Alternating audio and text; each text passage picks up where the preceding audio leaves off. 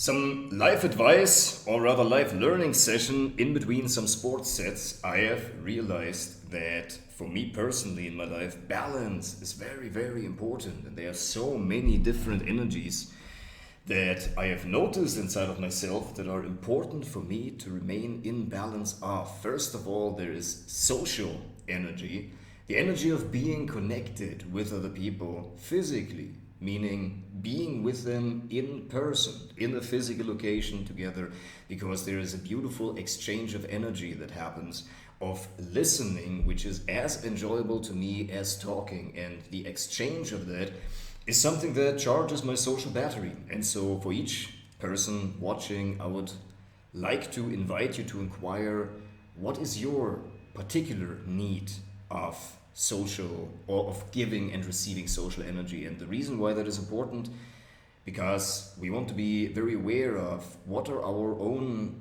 personal energetic needs of what's good for us. Now, obviously, we can't always have it our way in life. That is understandable, and that is something that we need to understand and deal with, obviously, in life. You can't just have it all your way all the time, ever. But it is important that you understand what your energetic needs are, so that you at least are aware of what an optimum for you would look like. Because what I usually see is that people remain in suffering because they just don't know what the reason is for their suffering. And here's what's interesting. Oftentimes the symptoms that we see, that we describe as problems, that we tend to seek help for, they are usually symptoms of something entirely different. So if you imagine yourself a water balloon, and let's take this bag of salt for an example. It is not a water balloon, but if you imagine this to be a water balloon, you would squeeze it here, it would divulge here.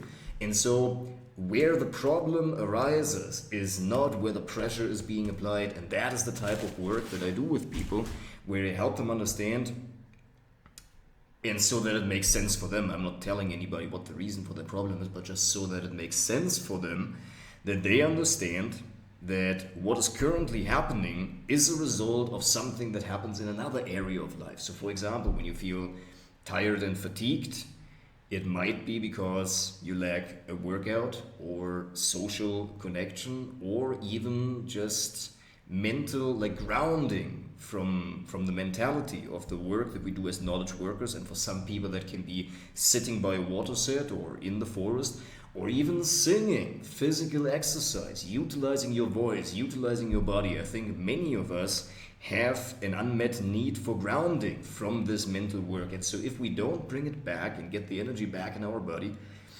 oftentimes we then realize that we can't maintain the quality and the precision of thought and of mental energy.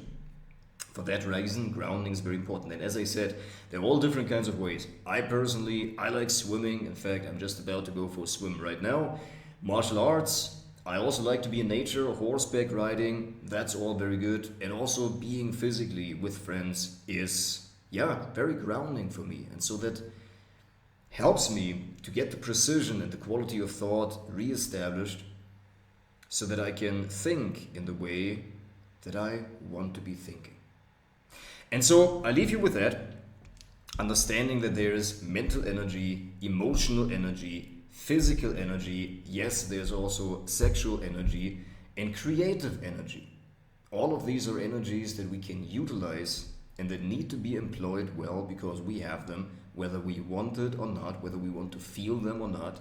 We have all of them, and they want to be expressed. In creative energy, for example, oftentimes we see that people who work in a job that is experienced as not very meaningful find something on the side, or after they go home, a kind of hobby of some kind, where they feel that they can create something from that. Because we have a natural need for creation, of bringing something into this world that wasn't there before, or assembling different kinds of pieces that haven't been assembled in this way before, and creating something. Having this creative energy, having an outlet for that, creating something. Physical energy needs to be grounded, needs to be maintained. We only have so much of that every day. Now, through good habits, good practices, nutrition, etc., good breathing, We get more of it, but we only have so much of it. And so every day we're getting gifted, we're recharging through the 8 hours in the night. We're recharging to get energy for the day. And so that's what we do. And then we get to spend this energy. And so in the same way, we have a certain amount of mental energy, and sometimes we see that some of these energies get depleted while other energies are being stuck in a way, or rather not being fully utilized. So you probably know that, what it's like if you lay in bed and your mind is spinning. So your body is exhausted, but your mind, your mental energy, it feels like you have an excess of it. So that these thought patterns are letting go of that excess energy, right? Sometimes it can be that we're actually not physically tired, but we are rather emotionally tired. That can happen too. That the tiredness that we feel is not because we're actually physically tired and our body needs to recharge, but it is an emotional tiredness. And oftentimes then we physically rest even though we just need a mental break. And then we get further and further into imbalance when we don't understand what the reason for the energetic imbalance is. And so I mean to make this very practical. Yes, I understand that I talk about concepts and about energies and about things that we can't immediately see. But I do believe that this is practical enough for everybody to understand that when we build ourselves habits and practices throughout our lives, in our days, from week to week, that we implement habits for ourselves that maintain us in energetic balance, so that we can utilize the mental energy that we have, and it is there on demand when we need to use it, and it's not like we're brain fogged or we can't focus or we're like our focus is dispersed. It's not like that. It is there when we need it, because we also know when to put it to rest. Because we can't work with our minds 24 hours each day. We gotta let it rest. And so all of these energies need time to recharge, and then we have more of that to put into the projects, put into the work.